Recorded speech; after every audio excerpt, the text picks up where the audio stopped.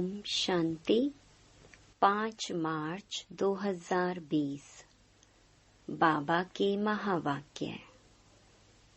मीठे बच्चे, तुम्हें इस पुरानी दुनिया, पुराने शरीर से जीते जी मरकर घर जाना है। इसलिए देह अभिमान छोड़ देही अभिमानी बनो। प्रश्न। अच्छे अच्छे पुरुषार्थी बच्चों की निशानी क्या होगी? उत्तर। जो अच्छे पुरुषार्थी हैं वह सवेरे सवेरे उठकर देही अभिमानी रहने की प्रैक्टिस करेंगे।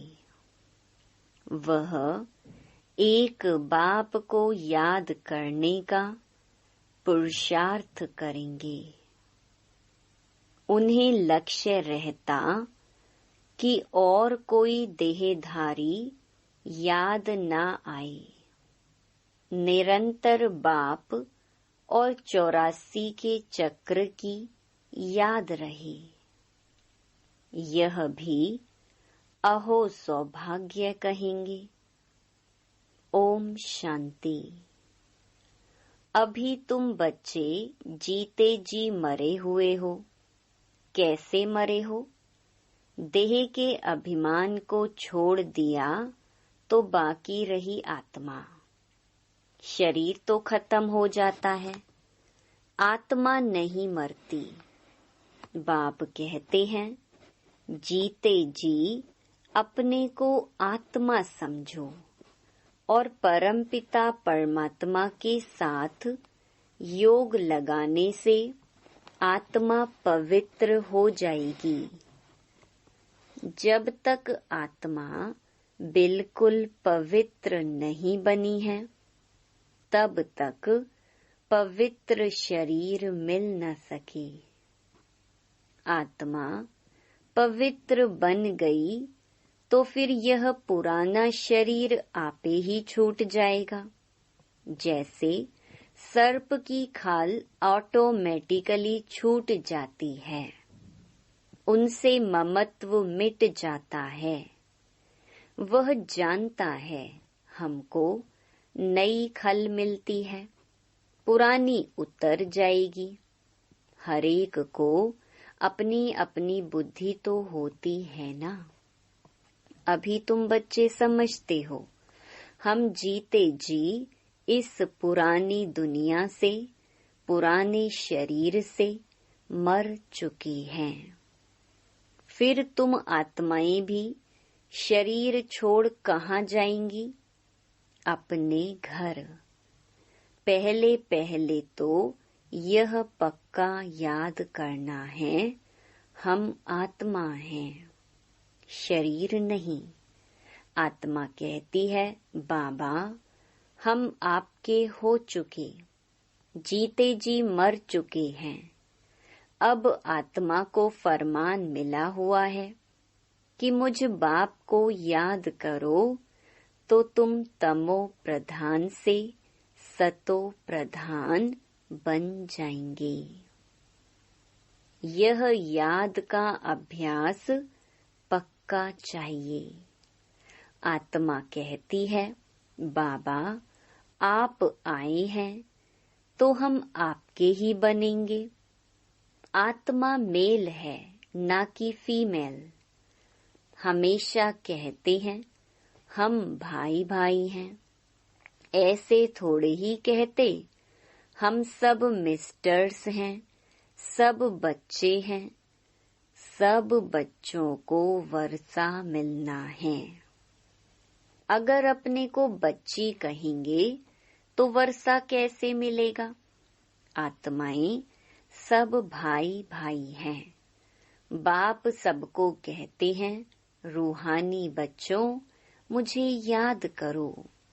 आत्मा कितनी छोटी है, यह है बहुत महीन समझने की बातें। बच्चों को याद ठहरती नहीं है। सन्यासी लोग दृष्टांत देते हैं, मैं भैंस हूँ ऐसे कहने से फिर भैंस बन जाते हैं। अब वास्तव में भैंस कोई बनते थोड़े ही हैं। बाप तो कहते हैं अपने को आत्मा समझो। यह आत्मा और परमात्मा का ज्ञान तो कोई को है नहीं, इसलिए ऐसी ऐसी बातें कह देते हैं। अब तुमको देही अभिमानी बनना है। हम आत्मा हैं, यह पुराना शरीर छोड़ हमको जाए नया लेना है। मनुष्य मुख से कहते भी हैं कि आत्मा स्टार है, भ्रकुटी के बीच में रहती है, फिर कह देते अंगूठे मिसल है। अब सितारा कहाँ, अंगूठा कहाँ, और फिर मिट्टी के सालिग्राम बैठ बनाते हैं। इतनी बड़ी आत्मा तो हो नहीं सकती। मनुष्य देह अभिमानी है ना, तो बनाते भी मोटे रूप में है। यह तो बड़ी सूक्ष्म महीनता की बातें हैं। भक्ति भी मनुष्य एकांत में कोठी में बैठ करते हैं। तुमको तो गृहस्थ व्यवहार में, धंधे आदि में रहते हुए बुद्धि में यह पक्का करना है, हम आत्मा हैं। बाप कहते हैं मैं तुम्हारा बाप भी इतनी छोटी बिंदु हूँ। ऐसे नहीं कि मैं बड़ा हूँ, मेरे में सारा ज्ञान है। आत्मा और परमात्मा दोनों एक जैसे ही हैं, सिर्फ उनको सुप्रीम कहा जाता है। यह ड्रामा में नोंद है। बाप कहते हैं मैं तो अमर हूँ।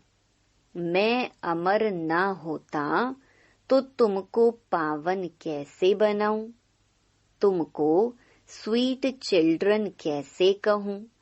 आत्मा ही सब कुछ करती है।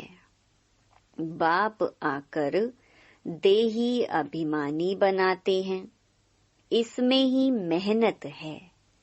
बाप कहते हैं मुझे याद करो और कोई को याद न करो। योगी तो दुनिया में बहुत हैं। कन्या की सगाई होती है तो फिर पति के साथ योग लग जाता है ना। पहले थोड़े ही था, पति को देखा फिर उनकी याद में रहती है। अब बाप कहते हैं माँ मेकम याद करो। यह बहुत अच्छी प्रैक्टिस चाहिए। जो अच्छे अच्छे पुरुषार्थी बच्चे हैं वह सवेरे सवेरे उठकर देही अभिमानी रहने की प्रैक्टिस करेंगे। भक्ति भी सवेरे करते हैं ना, अपने अपने इष्ट देव को याद करते हैं। हनुमान की भी कितनी पूजा करते हैं, लेकिन जानते कुछ भी नहीं। बाप आकर समझाते हैं तुम्हारी बुद्धि बंदर मिसल हो गई है, अब फिर तुम देवता बनते हो। अब यह है पतित तमो प्रधान दुनिया। अभी तुम आए हो बेहद के बाप के पास। मैं पुनर्जन्म रहित हूँ। यह शरीर इस दादा का है, मेरा कोई शरीर का नाम नहीं। मेरा नाम ही है कल्याणकारी शिव। तुम बच्चे जानते हो शिव बाबा कल्याणकारी आकर नरक को स्वर्ग बनाते हैं।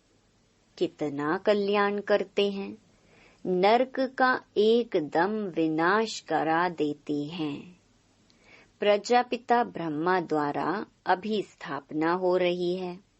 यह है प्रजापिता ब्रह्मा मुख वंशावली। चलते फिरते एक दो को सावधान करना है। मन मना भव। बाप कहते हैं, मुझे याद करो तो विकर्म विनाश होंगे। पतित पावन तो बाप है ना, उन्होंने भूल से भगवानुवाच के बदले कृष्ण भगवानुवाच लिख दिया है। भगवान तो निराकार है, उनको परम पिता परमात्मा कहा जाता है। उनका नाम है शिव। शिव की पूजा भी बहुत होती है।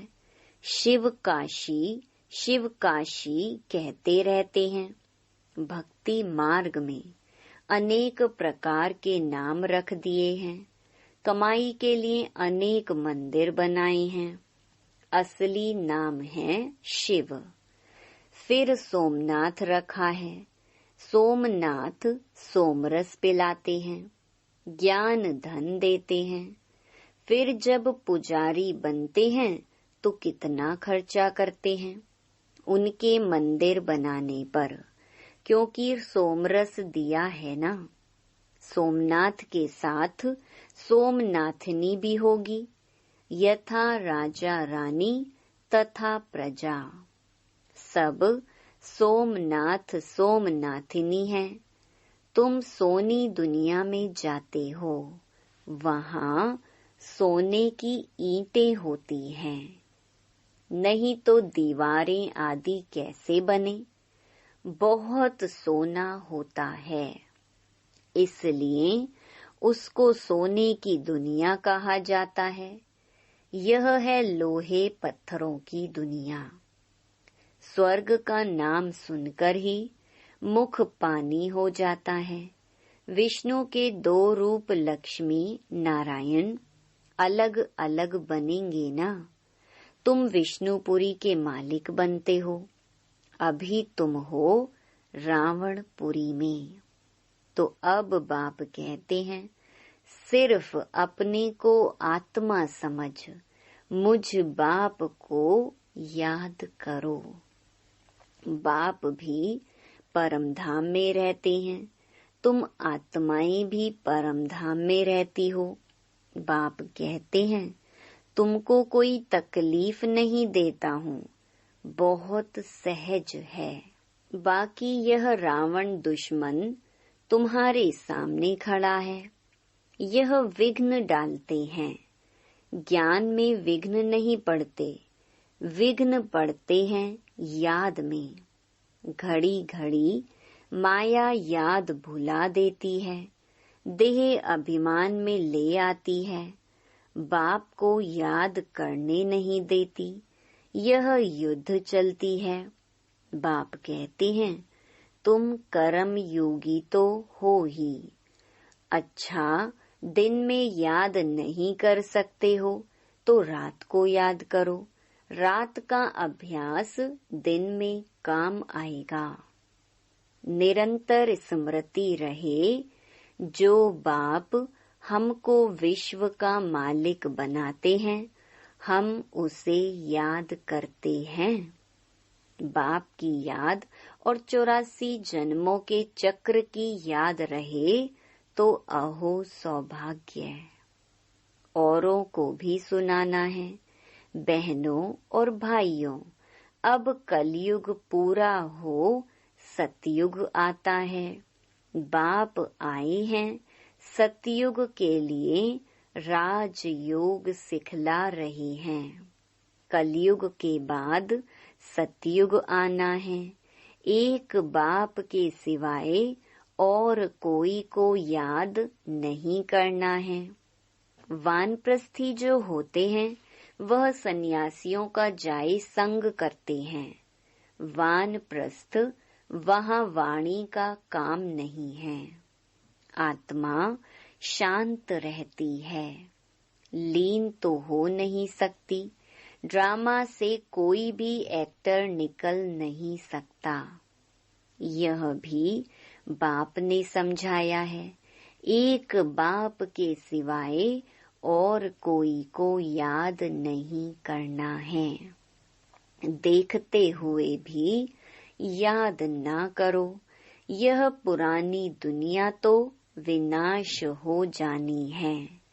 कब्रिस्तान है ना, मुर्दों को कभी याद किया जाता है क्या? बाप कहते हैं यह सब मरे पड़े हैं, मैं आया हूँ पतितों को पावन बनाए ले जाता हूँ। यहाँ यह सब खत्म हो जाएंगे। आजकल बॉम्ब्स आदि जो भी बनाते हैं बहुत तीखे तीखे बनाते रहते हैं। कहते हैं यहाँ बैठे जिस पर छोड़ेंगे उस पर ही गिरेंगे। यह नूंद है, फिर से विनाश होना है। भगवान आते हैं नई दुनिया के लिए, राजयोग सिखला रही हैं। यह महाभारत लड़ाई है जो शास्त्रों में गाई हुई है। बरोबर भगवान आए हैं स्थापना और विनाश करने। चित्र भी क्लियर है, तुम साक्षात्कार कर रहे हो, हम यह बनेंगे। यहाँ की यह पढ़ाई खत्म हो जाएगी। वहाँ तो बैरिस्टर, डॉक्टर आदि की दरकार नहीं होती। तुम तो यहाँ का वर्षा ले जाते हो, हुनर भी सब यहाँ से ले जाएंगे। मकान आदि बनाने वाले फर्स्ट क्लास होंगे तो वहाँ भी बनाएंगे। बाजार आदि भी तो होगी ना, काम तो चलेगा। यहाँ से सीखा हुआ अक्ल ले जाते हैं। साइंस से भी अच्छे हुनर सीखते हैं, वह सब वहाँ काम आएंगे, प्रजा में जाएंगे। तुम बच्चों को तो प्रजा में नहीं आना है, तुम आए ही हो बाबा मम्मा के तख्त नशीन बनने। बाप जो श्रीमत देते हैं उस पर चलना है। फर्स्ट क्लास श्रीमत तो एक ही देते हैं कि मुझे याद करो।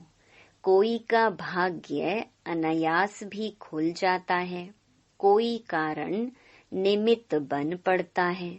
कुमारियों को भी बाबा कहते हैं शादी तो बर्बादी हो जाएगी, इस गटर में मत गिरो।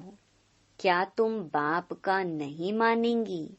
स्वर्ग की महारानी नहीं बनेंगी? अपने साथ प्रण करना चाहिए कि हम उस दुनिया में कभी नहीं जाएंगे, उस दुनिया को याद भी नहीं करेंगे। शमशान को कभी याद करते हैं क्या? यहाँ तो तुम कहते हो कहाँ यह शरीर छूटे तो हम अपने स्वर्ग में जाएं। अब 84 जन्म पूरे हुए, अब हम अपने घर जाते हैं। औरों को भी यही सुनाना है। यह भी समझते हो बाबा बिगर सतयुग की राजाई कोई दे नहीं सकते। इस रथ को भी कर्म भोग तो होता है ना। बाप दादा की भी आपस में कभी रूह रिहान चलती है। यह बाबा कहते हैं बाबा आशीर्वाद कर दो। खांसी के लिए कोई दवाई करो या छू मंतर से उड़ा दो। कहते हैं नहीं, यह तो भोगना ही है। यह तुम्हारा रथ लेता हूँ, उसके एवज में तो देता ही हूँ। बाकी यह तो तुम्हारा हिसाब किताब है। अंत तक कुछ न कुछ होता रहेगा। तुम्हें आशीर्वाद करूं तो सब पर करना पड़े। आज यह बच्ची यहाँ बैठी है, कल ट्रेन में एक्सीडेंट हो जाता है, मर पड़ती है। बाबा कहेंगे ड्रामा। ऐसे थोड़े ही कह सकते कि बाबा ने पहले क्यों नहीं बताया। ऐसा कायदा ही नहीं है। मैं तो आता हूँ पतित से पावन बनाने, यह बतलाने थोड़े ही आता हूँ यह हिसाब किताब तो तुमको अपना चुकतू करना है। इसमें आशीर्वाद की बात नहीं। इसके लिए जाओ सन्यासियों के पास। बाबा तो बात ही एक बताते हैं। मुझे बुलाया ही इसलिए है कि हमको आकर नरक से स्वर्ग में ले जाओ। गाते भी हैं पतित पावन सीताराम, परंतु अर्थ उल्टा निकाल दिया है। फिर राम की बैठ महिमा करते, रघुपति राघव राजा राम। बाप कहते हैं, इस भक्ति मार्ग में तुमने कितने पैसे गंवाए हैं, एक गीत भी है ना। क्या कौतुक देखा, देवियों की मूर्तियां बनाए, पूजा कर फिर समुद्र में डुबो देते हैं। अब समझ में आता है कितने पैसे बर्बाद करते हैं। फिर भी यह होगा। सतयुग में तो ऐसा काम होता ही नहीं। सेकंड बाय सेकंड की नूंद है। कल्प बाद फिर यही बात रिपीट होगी। ड्रामा को बड़ा अच्छी रीति समझना चाहिए। अच्छा, कोई जास्ती नहीं याद कर सकते हैं तो बाप कहते हैं सिर्फ अलफ और बे, बाप और बादशाही को याद करो। अंदर में यही धुन लगा दो कि हम आत्मा कैसे 84 का चक्र लगाकर आई हैं। चित्रों पर समझाओ, बहुत सहज है। यह है रूहानी बच्चों से रूह रिहान। बाप रूह रिहान करते ही हैं बच्चों से, और कोई से तो कर न सकी। बाप कहते हैं अपने को आत्मा समझो। आत्मा ही सब कुछ करती है। बाप याद दिलाते हैं तुमने 84 जन्म लिए हैं, मनुष्य ही बने हैं। जैसे बाप ऑर्डिनेंस निकालते हैं कि विकार में नहीं जाना है, ऐसे यह भी ऑर्डिनेंस निकालते हैं कि किसको रोना नहीं है। सतयुग त्रेता में कभी कोई रोते नहीं, छोटे बच्चे भी नहीं रोते। रोने का हुक्म नहीं, वह है ही हर्षित रहने की दुनिया। उसकी प्रैक्टिस सारी यहाँ करनी है। अच्छा, मीठे मीठे सिकिलधे बच्चों प्रति मात पिता बाप दादा का याद प्यार और गुड मॉर्निंग। रूहानी बाप की रूहानी बच्चों को नमस्ते। धारणा के लिए मुख्य सार।